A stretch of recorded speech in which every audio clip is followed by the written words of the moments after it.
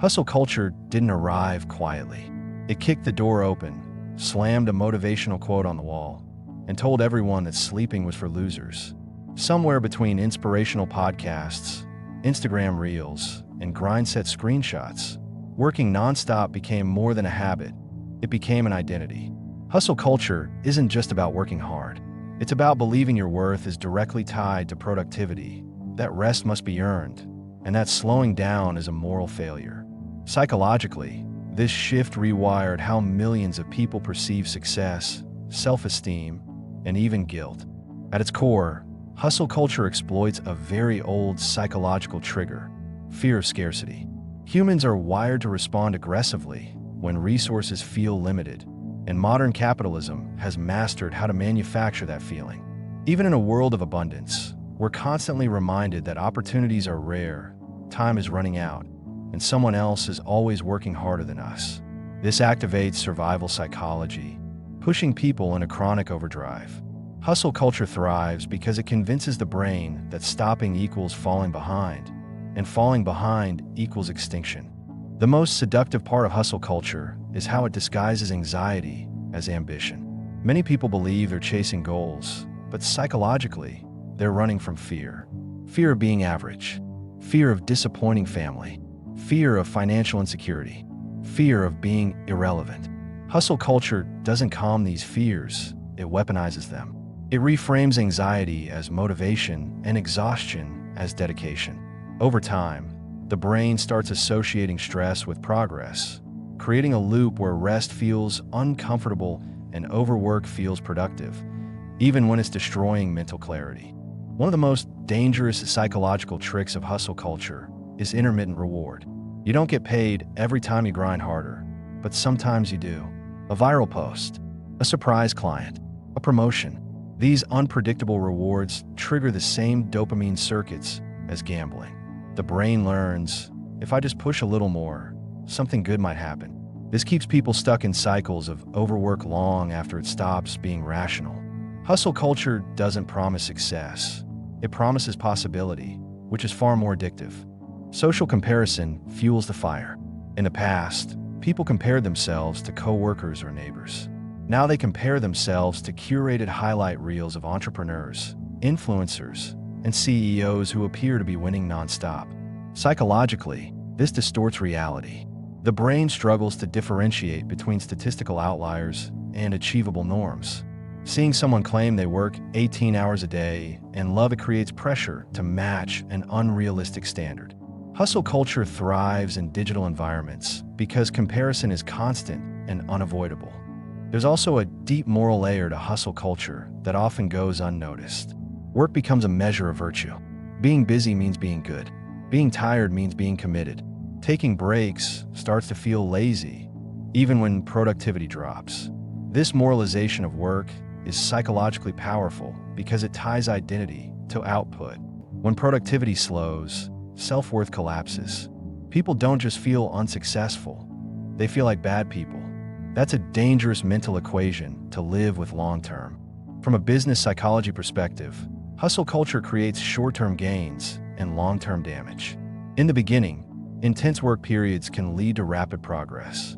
The brain releases dopamine and adrenaline, sharpening focus and energy. But the human nervous system isn't built for constant activation. Chronic hustle keeps the body in a semi-fight or flight state. Cortisol levels rise, sleep quality drops, and cognitive flexibility declines. Ironically, the harder people hustle, the worse their decision-making becomes. Burnout isn't a personal failure. It's a predictable psychological outcome. Hustle culture frames burnout as weakness, but neuroscience tells a different story. When the brain is under prolonged stress, it prioritizes survival over creativity, risk assessment, and long-term planning. That's why burned-out entrepreneurs often feel stuck, uninspired, and emotionally numb. Hustle culture sells the image of endless energy, but the reality is cognitive depletion masquerading as discipline. Money psychology plays a massive role here. Hustle culture convinces people that more effort automatically equals more income. This is partially true early on, which reinforces the belief. But as income grows, leverage matters more than labor.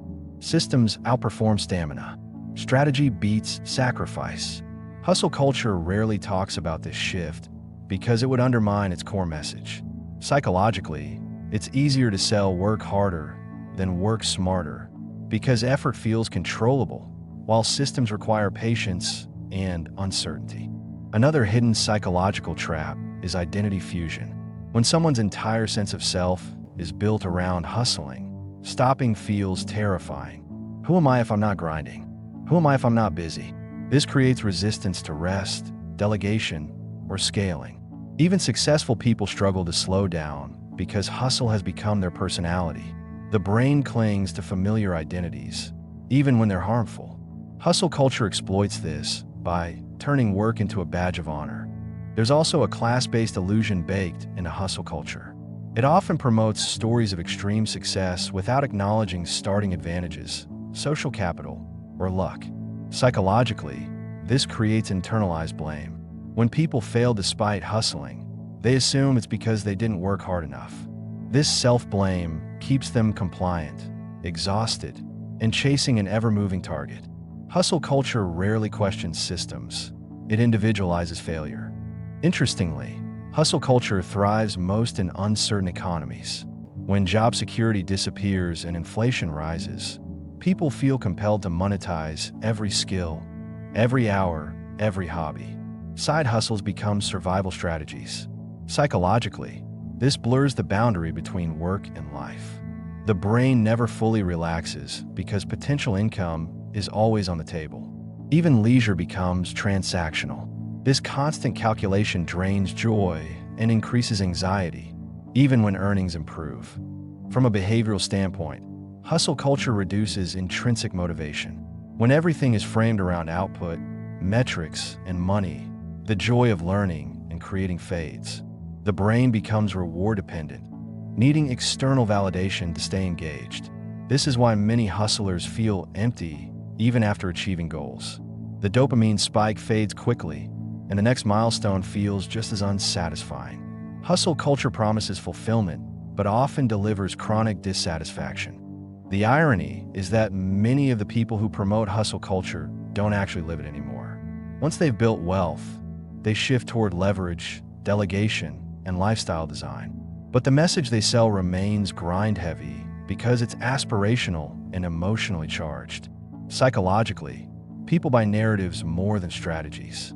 Hustle culture survives because it feels heroic, even when it's inefficient.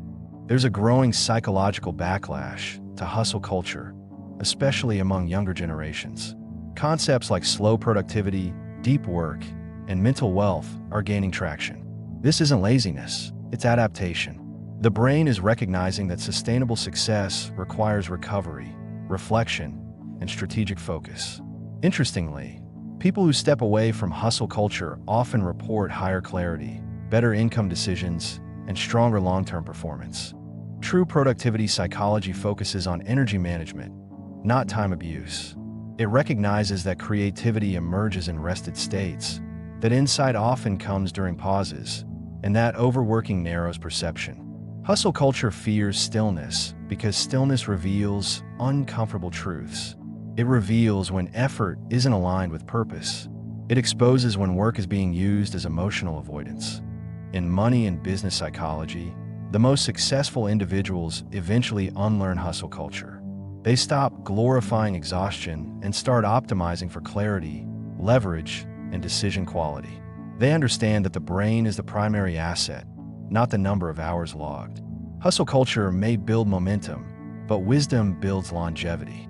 The real psychological shift happens when people redefine success internally instead of socially. When validation comes from alignment rather than applause, hustle loses its grip. Work becomes intentional instead of compulsive. Ambition becomes grounded instead of frantic. The brain relaxes, creativity returns, and, ironically, results often improve. Hustle culture isn't evil, it's incomplete. It teaches effort but ignores sustainability. It celebrates sacrifice but ignores recovery. Psychologically, it's a phase many people pass through on their way to mature success. The danger is staying there too long and mistaking burnout for progress. In the end, The most powerful mindset isn't hustle or rest. It's awareness. Awareness of why you're working, what you're avoiding, and who you're becoming in the process. Money and success are psychological games long before they're financial ones. And the moment you stop letting hustle culture define your worth, you gain something far more valuable than productivity. You gain control.